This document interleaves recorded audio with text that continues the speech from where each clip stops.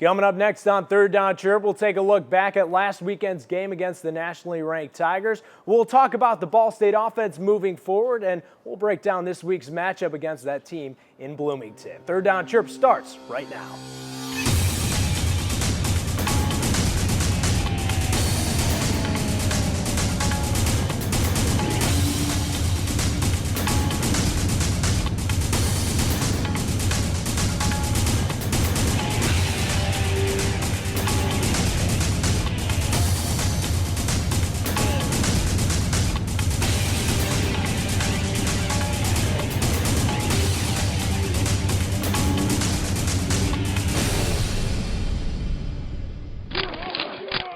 Ball State Sports Link's Third Down Chirp is delivered by Papa John's.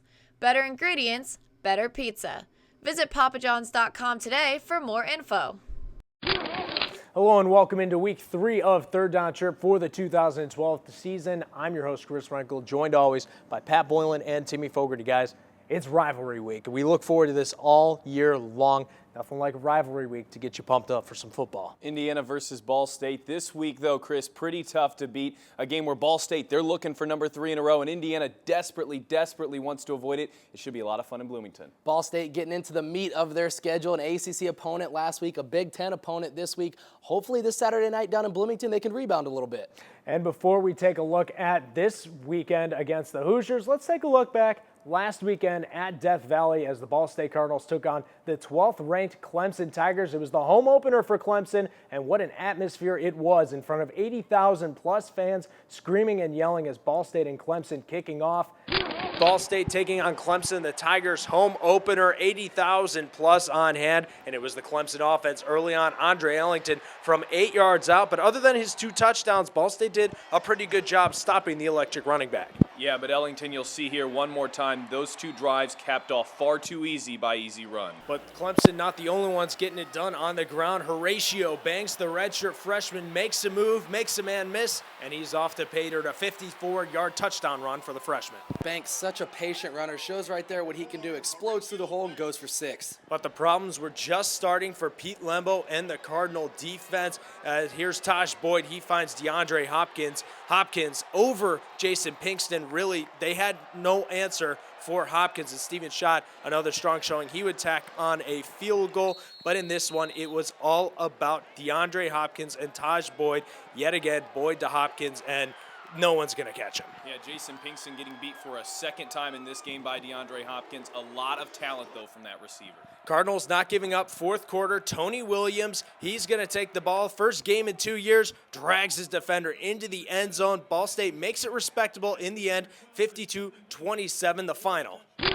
And even though the score was a little lopsided, a lot of Ball State players playing very well in Death Valley. But, Pat, who do you give your player of the game to? Well, against Eastern Michigan, I gave the player of the game to Juwan Edwards. This week, I'm going to go with his counterpart, Horactio Banks. What a day for the redshirt freshman, 120 yards rushing, 2 touchdowns. He does all of that on 7 carries, runs of 54 yards, 28 yards, and 22 yards. I don't think you could ask for more. Against a Clemson ACC defense, one of the top defenses in that conference, I was incredibly impressed with Horactio Banks. Horactio Banks, his first career 100-yard game, but I'm going to go a little bit outside of the box here. I'm going to go with punter Scott Cavanda.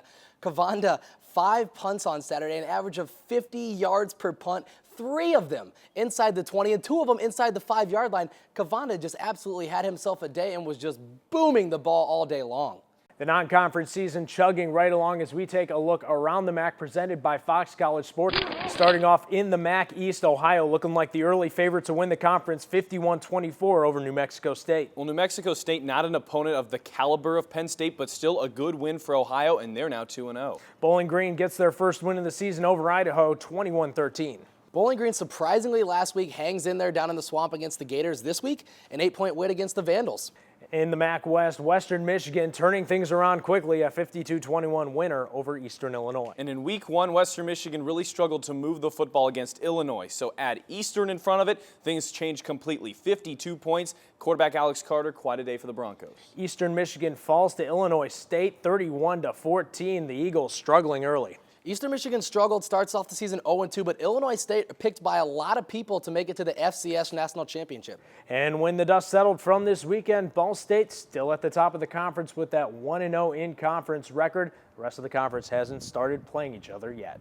And for the second straight year, the Ball State Cardinals and the Indiana Hoosiers will face off this weekend. And before we move into this year, who can forget last year's opening season win for Ball State at Lucas Oil Stadium in front of a rocking crowd? Pete Lembo starting off his Ball State tenure against the Hoosiers, and what a game it was. It was two brand new coaches to these two teams, Kevin Wilson and Pete Lembo, and at least in that first game, Pete Lembo proved his worth. You could definitely tell he's the one who had head coaching experience in the past. Lots of excitement last year getting to play in Lucas Oil, first game of the season. Ball State, a lot of fans, including myself, went to the game, and what a game it was, guys. Now let's take a look at this year's matchup. We caught up with Tony Martin, Horactio Banks after practice and talked to them about this weekend's rivalry game against the Hoosiers. We try to look at that game just as another football game, and it's obvious, they're good athletes, so the competition is a little better, but we just try to look at it as just another game, another football team. We prepare the same way as we prepare for anyone else. If you watch some of the UMass game, he had some pretty nice runs at first, so I think number 2 is also a very good player. I think he's a good passer. I don't know if he's as good of a runner, but I think he makes up for that in passing. So I think that changes up our outlook on him a little bit. I know the Roberson could run, so yeah, we're expecting something a little different, but we'll see when we get out there. This is a big week for us. A lot of guys are excited for this game. It's always been a great game, like you said. The past 2 were good games. I think this is going to be a really good game. It's good going down there because I think every year we're still seen as the underdog, sort of. So we definitely love playing this game. Out here practicing real hard, trying to get better. They've got a pretty good defense. I've been looking at them. They didn't give them no points last week. We're going to do what we do on offense, and we see what the outcome is. And both the teams very similar heading into their second year under their respective head coaches as we take a look at them a little closer in our head-to-head segment, starting with the quarterbacks. These are two quarterbacks with a lot to prove. And the experience differential really sticks out between these two guys. Cameron Kaufman, this will be his first start for IU. It'll be Keith Wenning's 25th start. Wenning also has faced IU before. Kaufman obviously has never faced the Ball State defense. Now, Wenning had a bit of a struggle last week against Clemson, but I think a lot of that is to be expected. I think he'll bounce back this week against Indiana. Pat, you just mentioned it, Kaufman's first start, but don't let that fool you. The kid's no scrub. I mean, he proved last week he can throw the football around a little bit. 159 yards, a touchdown in about 2.5 quarters, if you will. So Cameron Kaufman, a different player than Trey Roberson, but playing UMass and playing this much improved Ball State D, that's a whole different animal. And the quarterback's best friend, the running back. Now, Ball State has Juwan Edwards listed right now, but it could easily be 2 or 3 different guys. Well, Juwan Edwards, Chris, right now 14th in the nation in rushing yards, but Horactio Banks not far behind at 41st in the nation. When you look at Juwan Edwards, a guy who really had his coming out party last year in the season opener against IU. He's had plenty of games to get better, and he has definitely improved. I think he has a big game versus the Hoosiers as well. Tevin Coleman for IU, extremely impressive so far, 6.4 yards a carry, 67 yards a game, and just a true freshman. So he's a player for me to watch as running back, but also taking out Trey Roberson, I think that also could affect the IU running game in a negative way. This matchup has 2 receivers, very similar numbers. And for Willie Snead for Ball State, they've been looking for that number 1 go-to guy. And at least against Clemson, he was that guy, led Ball State in receiving. Still a sophomore, still improving. But with Ball State looking for that number 1 go-to target, it's important that if it's going to be Willie Snead, he needs to start establishing that, I think, pretty soon. The numbers between these guys just scary similar. Latimer, 108 receiving yards, 10.8 yards a catch. And then you had another guy like Shane Wynn, 67.5 yards a game and 2 touchdowns. The receiving corps for IU, a pretty dangerous group. When you look at these two teams' defenses, it looks like Indiana has the advantage, but Ball State has faced much tougher offenses. And that's a big key. It's tough to compare these statistics when you look at it just between the two teams because Ball State's played an ACC opponent and Indiana's played an FCS opponent and what's probably the worst team in the MAC. But if you're Ball State, you're still looking at that goose egg at sacks. That needs to get changed, and they're also still looking for their first interception. This Ball State defense gave up almost 500 yards a game last year, a number they wanted to improve on and have so far. Held Clemson to just 3.8 yards a carry, so looking extremely impressive from last season to now. And then you see that 0 right there under sacks. Adding Jonathan Newsome into the mix this Saturday, that could be a huge key for the Cardinal defense. And we talked a little bit about the Ball State running backs in our head-to-head segment, but this is the second straight week that Ball State has really rushed on the ground, and they've been almost unstoppable. 250 yards against an ACC defense in Clemson, and of course over 300 the week before against a good MAC defense, Eastern Michigan. Now, Coach Lembo's offense is generally known as more of a passing offense with a good quarterback like Keith Wenning, but Wenning struggled, and the running game looks very good. Pat, if you're Coach Lembo, is it time to switch up your mentality? Well, first of all, to be fair, Wenning did struggle, but he's still one of the MAC's elite quarterbacks. So it's not like Keith Wenning can't get the job done. We've seen him get it done and plenty of times. I think if you're Coach Lembo, you're just preaching balance and whatever's working at the time. We've seen in certain offensive sets where Ball State will run the football 4, 5, 6 times in a row, but when they need to, they can throw it that much as well. I think you play the hot hand in whatever is the case. Lately, the hot hand has been the running backs, but we know Keith Wenning can get it done. Guys, I think that, if you're Coach Lembo and you're Coach Skrosky, I think in the first quarter you run the football a little bit more. You don't change up your game plan really, but you run the football a little bit more just to get Keith comfortable. In the first 2 games, he hasn't played near up to his potential, and I think he'll be the first one to tell you that. He mentioned it in his Clemson postgame, but I think that you run the football a little bit, get him into the game, get him used to the speed, get him used to everything, which he can do. And, last year against IU, he had 61 rushing yards and a touchdown, threw for 173 through the air and 2 scores. He can play, and he is an elite quarterback in the MAC, so I think he just needs to get calm and get his confidence up. I think those first 2 games really killed his confidence. And the biggest question mark for the Indiana Hoosiers coming into this weekend is, of course, at that quarterback position. Trey Roberson, a freak athlete, very good runner and a pretty good passer, goes down. It looks like he's out for the rest of the season. In comes Cameron Kaufman. We talked a little bit about him, but with Kaufman, Indiana kind of has to change their entire mentality of their offense. Well, Roberson, he's an elite kind of athlete. He's a dual threat quarterback, and he's a lot like IU quarterbacks in the future. When you remember Kellen Lewis a few years back and Antoine Randall, which is about a decade back now, but it's definitely going to be a step down for IU, and they're going to have to change some things up. Roberson was Mr. Football as a senior in high school in Indiana. This guy very, very fast, and he makes you think twice, sort of like Alex Gillette against Eastern Michigan, in the sense that you can have everything covered as a defense, and then the quarterback can still rush on you. This is definitely a transition for IU and a tough break, losing a very good quarterback. I think losing Roberson, you totally have to change your entire mentality as an offense. IU with Roberson was kind of a, look to pass, and then if it's open, run the football. Roberson averaged 11.1 yards a carry when he ran the football. So I think adding Kaufman in is a little bit different. But like I said, last week against UMass, he proved that he can throw the football. He can put it through the air with a touchdown in that game. And I think,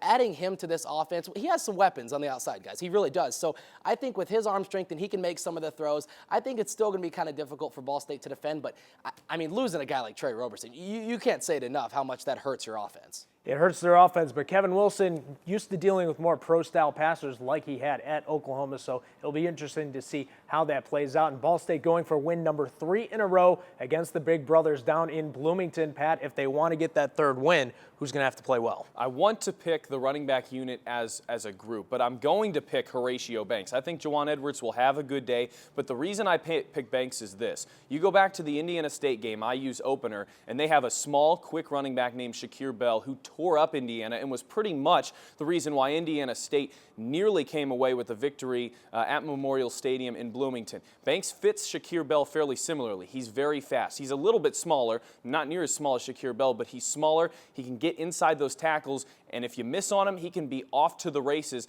I think Horactio Banks could play a very key part in this Ball State running game, but offense as a whole.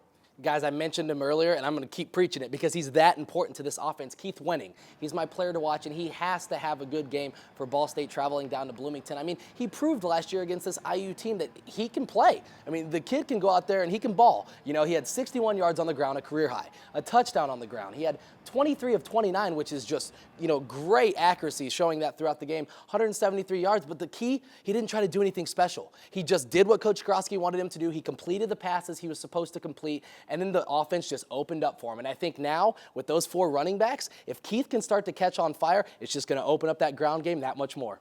They look very good against Eastern Michigan in week 1. Last week, however, Clemson exposed a few weaknesses in the Ball State game plan, both on offense and defense. Pat, for Ball State to come out victorious, who really needs to improve? Well, Timmy's player to watch is my player to improve, and that's Keith Wenning. And he struggled against a Clemson, and part of that was he didn't have a whole lot of time to throw. I thought the offensive line was very good in run blocking. I think the pass blocking could have been better, but a lot of that's to be expected. Clemson is a very good defense. They're in the ACC. They're going to be contending for an ACC title. IU's defense is not in the neighborhood of Clemson. I think Wenning has a lot more time to throw, and when you see Wenning with a lot of time to throw, we've seen plenty of times how often that he can pick you apart. I think Wenning is the player to improve, and I think he will improve in a big way against Indiana.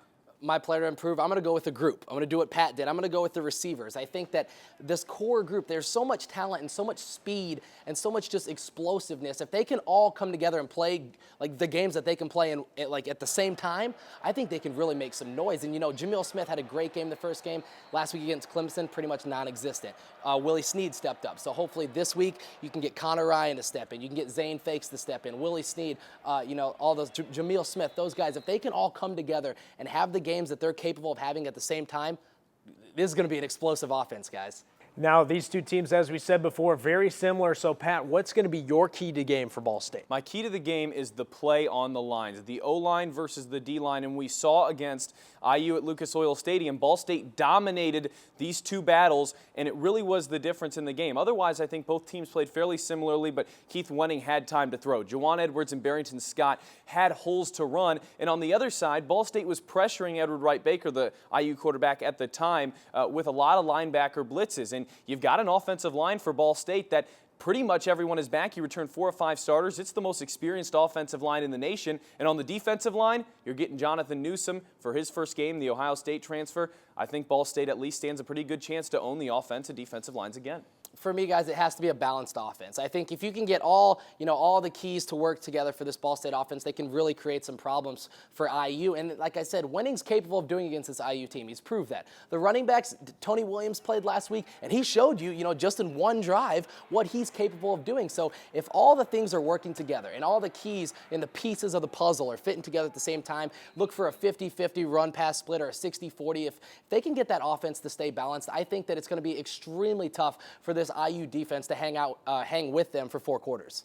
That it is, and we're going to have to wait until Saturday, 8 o'clock, the kickoff, to see just how well Ball State and Indiana are going to play out. It's now time for a What's Chirpin' question of the week. You tweet a question at Third Down Chirp or hashtag tweet Pete. We choose your question answered on air. You win a free pizza courtesy of Papa John's. Our question this week comes from at @ESideri.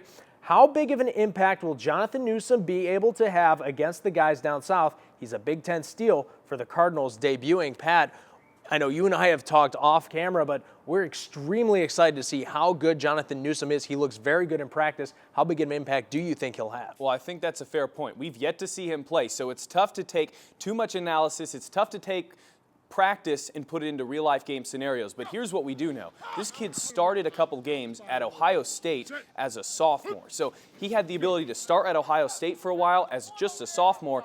This kid can play in this Ball State system, and what he really brings is something different. Ball State hasn't had a true pass rusher since Robert Edens a couple of years ago, and I think Jonathan Newsom could be even better. He's bigger. He can play outside linebacker if he really needed to be. So he's a bigger kind of guy, and I think that he could put pressure on Cameron Kaufman, but most importantly, he could put pressure on him without needing the linebackers to do so. Pat, you just mentioned he actually played at Ohio State. He wasn't there and then he just transferred. He actually played at Ohio State, and Ohio State doesn't just play anybody. They're the top, the cream of the crop up there. So I think his size, and if you come out and you just see him, the first person you look at him, you say, wow, who's that guy? Like, his body type and his athleticism and his speed is just incredible. And being able to just put him out on the corner and having a tackle, trying to, consistently throughout 4 quarters, trying to stop him, and he's just exhausting to stop the entire time. So I think adding him adds an entire different element to your defense, and your pass rushing just gets that much better. It adds a new element to the defense, and it's a familiar foe for Newsom. This is going to be the 3rd time he has faced Indiana. 2 tackles previously, the 2 times he played against them with Ohio State. So thank you very much, @ESideri, for your question. You have won a free pizza courtesy of Papa John's. And for those of you who didn't get your question answered this week, there's another chance next week. Tweet a question at Third Down Chirp or hashtag #TweetPete for another chance to win a free pizza. All right, guys, prediction time. Indiana, Ball State. Pat, who you got? Well, I really do think this Indiana team is better than the Indiana team that Ball State took on at the beginning of the season last year at Lucas Oil. But I also think that this Ball State team is better, and it's tough to know where Indiana really is. They took on Indiana State, who's a pretty good FCS team. They won the game, but Indiana State was there the whole way. Then UMass really struggling. I think Indiana State would have had their way with UMass had those two teams played. But really, IU has shown me nothing so far that says that they can consistently stop Keith Wenning, Juwan Edwards, Horactio Banks, and company. I don't think the Cardinals will have too much struggles scoring. I'm going to take Ball State 34-24 over the Hoosiers as the Cardinals take 3 in a row over IU. It just gets tougher to keep predicting, these Ball State IU games, so I'm just going to take a shot in the dark here. I think it's going to be close, but I'm going to go with, kind of a high-powered offensive game. I think both teams have weapons that can score some points. I'm going to go Ball State 38, IU 31. I just think in the end, the balance attack, I think Keith Wenning comes out and finally shows us what he's capable of doing and, gets his confidence back up coming into next week. So I think it's going to be 38-31 Ball State over the Hoosiers down in Bloomington. Should be a great game. Again, kickoff 8 o'clock down in Bloomington. You can't make it down there for the game, or heck, even if you are down there, tune into SportsLink Radio 91.3 WCRD. Here the three of us give you the play-by-play call, and what should be a great electric atmosphere down in Bloomington for this in-state rivalry game.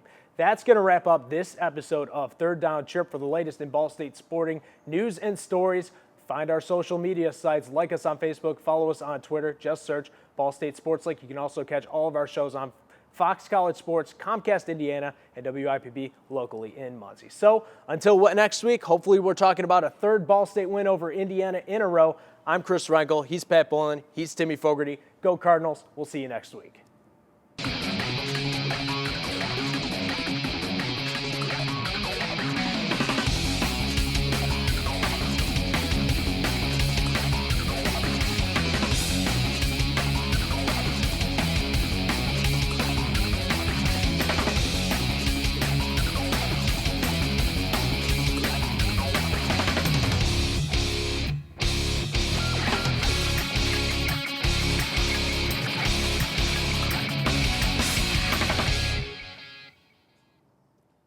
We just took like 3/4 of that show. Took over!